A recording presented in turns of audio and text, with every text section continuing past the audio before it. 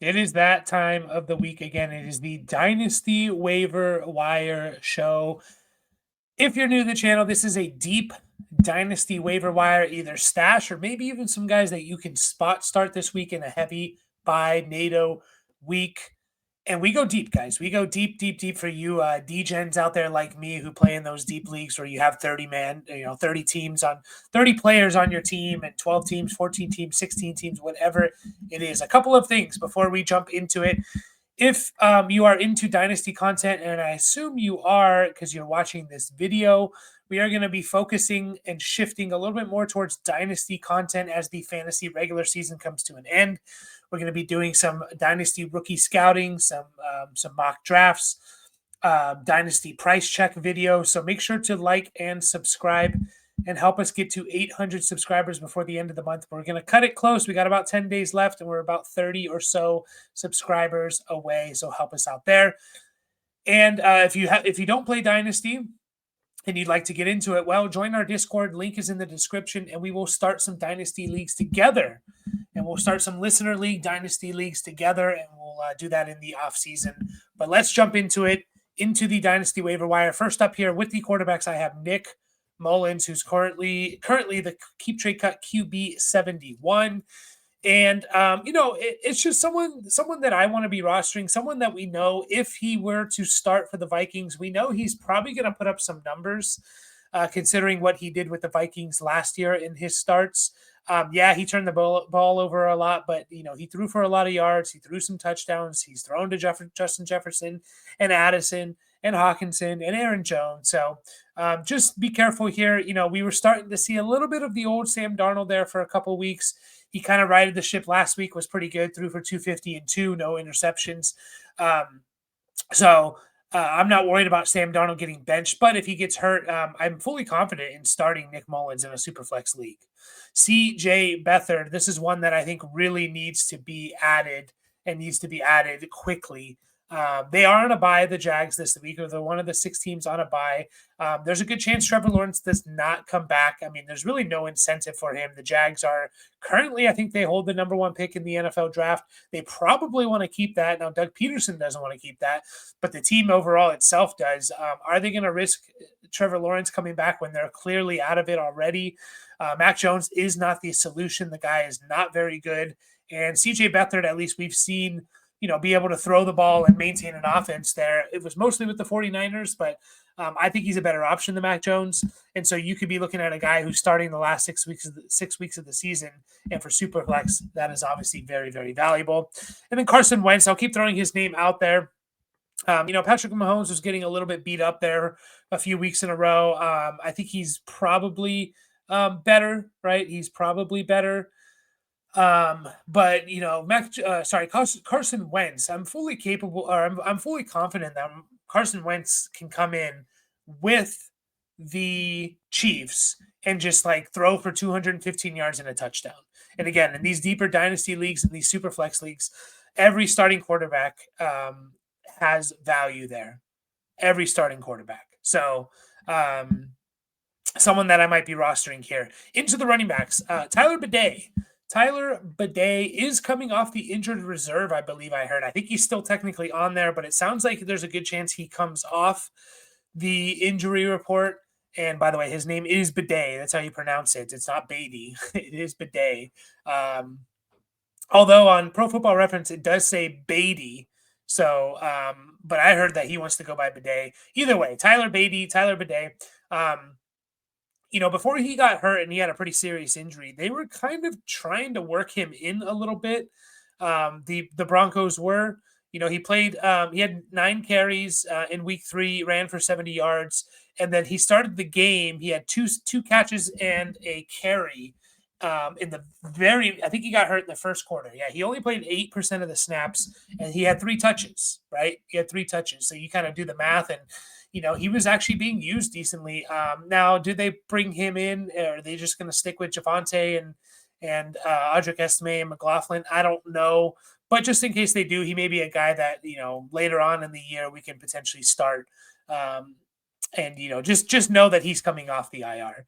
Chris Collier, again, guys, we are going deep. Chris Collier, who was formerly on the Ravens practice squad, is now on the Raiders. They signed him just a few hours ago, I believe. It might have been yesterday, but I see the news as like 3-4 hours ago that they signed him. Chris Collier. I think he's technically on the active roster for the Raiders, which is important because Alexander Madison and Zamir White suffered some injuries in this last week's game. I think Madison's is more serious than White's. But if both those guys are out, I don't really think they're going to just go to Amir Abdullah and give him 20 carries. I think they keep Amir Abdullah in his role. And now the question being is, do they trust Dylan Lauby, or do they use a guy like Chris Collier, someone like that, and that's who they roll with? I don't really know. If you play in deeper leagues, he may be worth a stash because, again, you play in these deeper leagues, you're scraping the bottom of the barrel already. This is a guy who, with 2 starting running backs hurt on the Raiders, you see the path to relevancy, at least for a week. Could be nothing, but it could be something. He's on their practice squad, by the way. Sincere McCormick as well. Sincere McCormick is also on their practice squad, so he's another player on the Raiders that you could potentially add. Hassan Haskins, I've been talking about him almost every single week this year. We see him playing just a little bit more with the Chargers. He's currently listed as their running back 3. If something were to happen to Gus and J.K. Dobbins, maybe Kamani Vidal becomes the RB3 and they like Haskins on special teams, but just someone to note, I want every running back that's on the active roster for the Chargers. Joshua Kelly is someone to take note of. He was signed to the Titans active roster a couple of weeks ago. Tajay Spears has been dealing with injuries. I think he got a concussion. Tony Pollard, is carrying quite a load. He's carrying quite a load, and if something were to happen to him, the only other guys on the team are Julius Chestnut and now Joshua Kelly. I don't know anything about Julius Chestnut besides he's been on the Titans his entire career. But the guy has I'm just double checking here. Before this year, the guy had 9 carries to his name. He has 16 this year. It could be a thing, like at least we've seen Joshua Kelly and seen him get carries and carry a load a little bit. So just someone to take note of if something were to happen to Pollard. Keelan Robinson is an interesting one. And, we're in that time of the year where for Dynasty, hopefully you're trading away players if you're rebuilding. You're opening up roster spots if you're getting draft picks. And you're starting to look towards the future. And this is a guy that I potentially want to stash for the future. Keelan Robinson, he is a rookie. He played at Texas. He was basically a return guy. So if your league rewards for any type of return yards, then Keelan Robinson is a must add. And you know what? I think he's a potential add if you are just selling off your team and you have some open roster spots. He's super fast. He can probably do a little bit more than just return kicks. I don't think he's just a pure kick returner, but that may be why they drafted him, by the way, in the 5th round. So they have decent draft capital invested in him. He caught 20 passes one year in college, which is pretty good for college. His junior year at Texas, he caught 20 passes. That's pretty decent. So I think he could be an interesting guy. And this team could just be completely different next year. So someone to keep an eye on. Isaiah Davis, you haven't brought him up in a while, but if he's out there, I would stash him. I think he's a good running back, all-around running back. I actually liked him potentially a little bit better than Braylon Allen coming out of the draft class. He's on the Jets. They drafted Braylon Allen in the 4th round, I believe, and then in the 5th round they drafted Isaiah Davis. So, they obviously think highly of the guy, the Jets, that is. Now, their GM's gone, their head coach is already gone. You're going to have a new head coach, so that's something to keep an eye on. I'm always worried about these running backs when head coaches and GMs change. But, they liked him enough to draft him in the 5th round, even after they drafted Braylon Allen. So Isaiah Davis, RB3 currently for the New York Jets. Jordan Mims, I've been bringing up a lot on this show, weekly show. Jamal Williams has been hurt. I don't really know what's going on with Jamal Williams. I can double check right now, actually. Jamal Williams injury. He had a groin injury. He's missed 3 games in a row. Um, so yeah, he was ruled out week 11 against the Browns. Um, so what that leaves right now with Kendre Miller on the IR, Jamal Williams missing time with a groin injury, is Jordan Mims is the RB2 for the Saints. I don't think a lot of people realize that. And he might be out there on your waiver wires, and it's kind of crazy because every RB2 should be rostered. He's not playing much because of Alvin Kamara, but Alvin Kamara is getting a huge workload. He is older. What if something happens to Kamara? They might be left with just Jordan Mims, who, he's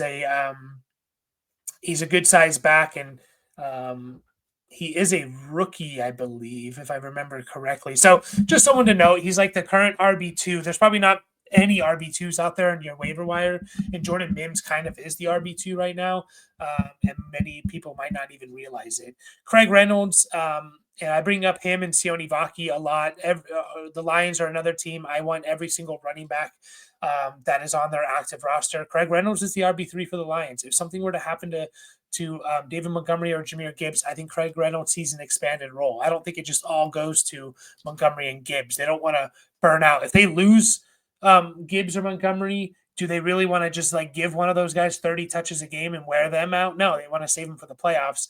They probably mix in Craig Reynolds a little bit more. And Sione Vaki as well. If he's out there, I would be rostering him. Sione Vaki's a rookie, so I just assume he's a little bit more rostered. Jonathan Ward. This is a pretty deep one here. Jonathan Ward is currently on the Pittsburgh Steelers. He's their RB4 behind Najee, Jalen Warren, Cordero Patterson. But, Jalen Warren always dealing with injuries. Cordero Patterson has dealt with injuries. So is there a path for Jonathan Ward to do something? Sure. He's a little bit of a bigger back. So, he's 6 foot, I think 210. So he's a little bit of a bigger back. He could probably carry a load if they need him to at some point during this season. So, again, this is a deep Dynasty waiver wire show. Cody Schrader, he's a rookie, went to Missouri. A lot of people liked him. He led the SEC in rushing yards last year.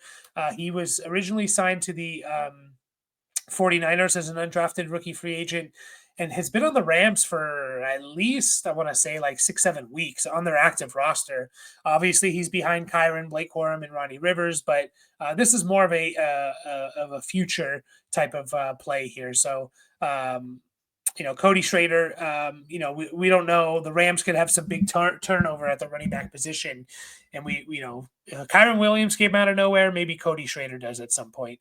Into some wide receivers here. DJ Turner is another guy I've been talking about basically since Davante Adams has been traded.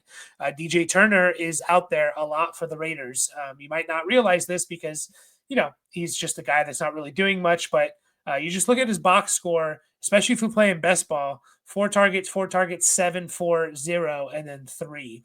So basically, since Davante Adams has been traded, this guy's been getting like 4, 5 targets a game on average. DJ Turner, best ball. There's some value there. He's playing, 50, 60% of the snaps, and he's going to have a game where, he catches a touchdown and makes your best ball roster. Moving right along to the next one here, Mac Hollins. The wide receiver 140 according to Keep Trade Cut. With Keon Coleman out, with Amari Cooper dealing with injuries, Dalton Kincaid's out, Mac Hollins is becoming again a little bit more relevant, and he's just out there playing. That's like half the battle when it comes to these deeper Dynasty. If you're just taking a long shot here or you're playing best ball, you're looking for guys who are out there. Mac Hollins, the last 3 weeks, 68%, 88%, 56% of the snaps. So he's out there. He had 5 for 30 and a touchdown, 4 for 86. This last week, he had 2 for 27. So 4 for 86 or 5 for 30 and a touchdown, depending on how deep you play in your dynasty teams, could make your starting lineup. So Mac Hollins, as long as Keon Coleman's out, I think is someone that you should be holding on to. Diami Brown is another guy that I think we're seeing a little bit more of him being played. He's kind of a field stretcher, deep threat type of player. Yards per reception each year, 13.8, 28.6, 14, and then this year, 10.6. But he's definitely like their deep threat, field stretcher type of player. He played in 40% of the snaps this last week against Philadelphia. So, you could get, like he did in week 5, 2 for 57 and a touchdown. That's the type of player Dyami Brown is. You're never going to be able to rely on him. But again, if you play best ball, you're going to get a week from him, once or twice a year where you get him into your lineup because he goes 2 for 70 and a touchdown or whatever. Isaiah Williams, this is a guy that I would talk about when he was on the Lions. He's not on the Lions right now. He is currently on oh my gosh, I forgot where he's at now. Wait 1 second. I will pull him up. Isaiah Williams. He's a rookie out of Illinois. I kind of like him in his game. Cincinnati Bengals. He's on the Bengals now, and this is more for the future, right? He's not going to overtake obviously the big names. He's not going to overtake Jermaine Burton and guys like that. But the Bengals wide receiver room could kind of go under a little bit of a transition here, right? It could go after this year, especially if they don't make the playoffs and they kind of like reset, do a soft rebuild. I don't think they're going to rebuild for a year, but a soft rebuild. T. Higgins could be off this team. I believe Trenton Irwin. Sorry, I'm putting my mic down real quick. Trenton Irwin contract. I believe Trenton Irwin is going to be on the team. Yeah, he signed a 2-year contract. No, he's a free agent after this year. So you have T. Higgins, Trenton Irwin that are free agents here. Charlie Jones, Yoshi Voss. Maybe they'll be there. Maybe they get cut. But then you have Isaiah Williams, who I think is an interesting player. I like his skill set. Maybe he fits in the slot type of player. This is more for the future, but I wouldn't be surprised if he becomes like their new Tyler Boyd, next year if he's on the team and he gets a training camp and all of that under them. Xavier Weaver, another player that's more for the future. He's on the Arizona Cardinals. Again, another player that I kind of liked coming out of college. He has some intriguing underlying measurables that could potentially get him into the starting lineup. He was hurt to begin the year. He's not going to overtake, Michael Wilson, Marvin Harrison, Greg Dortch, or even Zay Jones. But what if he becomes something next year? This is more for a future play here, but if you want to stash him because you have a roster spot, go for it. And then Ainias Smith is another future play here. I like Ainias Smith. A lot of people really liked him as like a sleeper. He's a rookie on the Eagles. He played at Texas A&M. He's a hybrid, like running back, wide receiver. I think he started his career as a running back in college. I like his skill set. A lot of people liked him as a sleeper. He had some issues, I think some behavioral issues at college, if I remember correctly, which made him drop a little bit. But they did draft him, I believe, in the 5th round. They used a 5th round pick on him. And I feel like his skill set complements Devontae Smith and A.J. Brown very, very well. And I'm curious to see how they work him in a little bit. But just look at his box scores from college or his, his seasons in college. In 2020, he had a year where he had 43 catches for 560 yards, 50 carries for almost 300 yards. So he's kind of a fun player in that sense. And I really like his skill set. I'm really, I'd like to see him as the wide receiver 3 for the Eagles next year. Into some tight ends here. I have a lot of tight ends, actually. Jaheim Bell, a guy that I mentioned last week. Jaheim Bell is a 7th round pick, I believe. 7th round pick coming out of college. He's a rookie. He's obviously behind, Austin Hooper and Hunter Henry. But Jaheim Bell is a fun player. I don't mind stashing him for the future.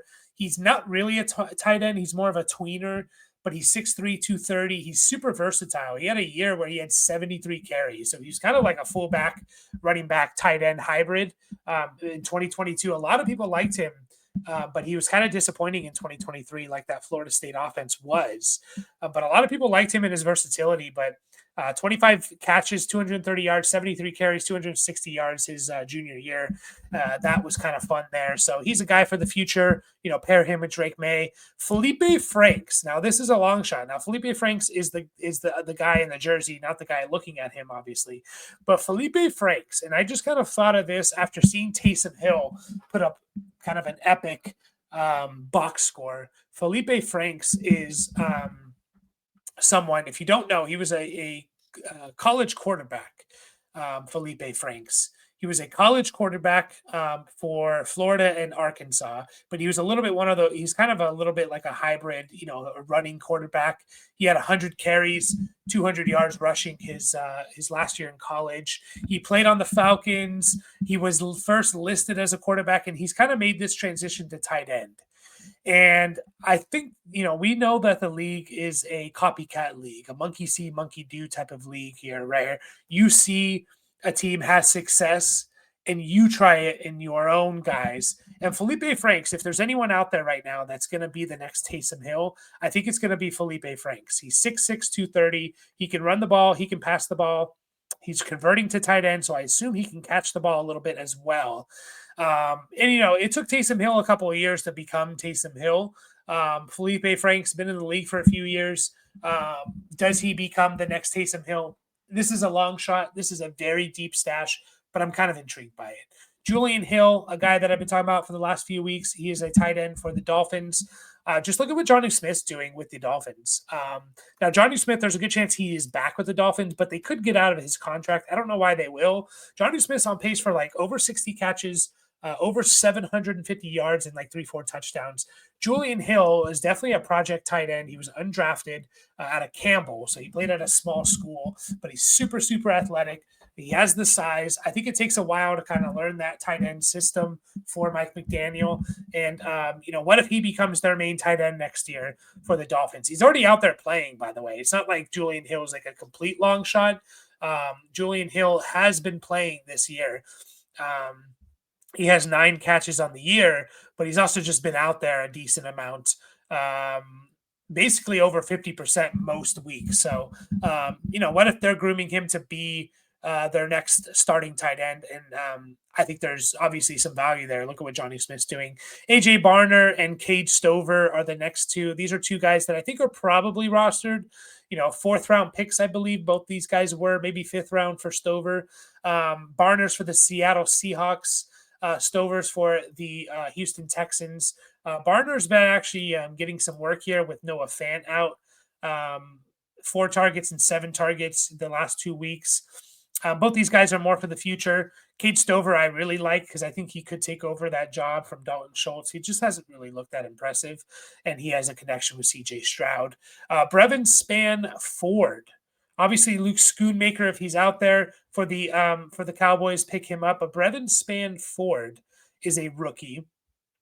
Played at Minnesota. He has really good size. He's huge. He's 6'7", 270. Had some decent stats at Minnesota, is particularly his 2022 season. He had 42 catches, 500 yards, and 2 touchdowns.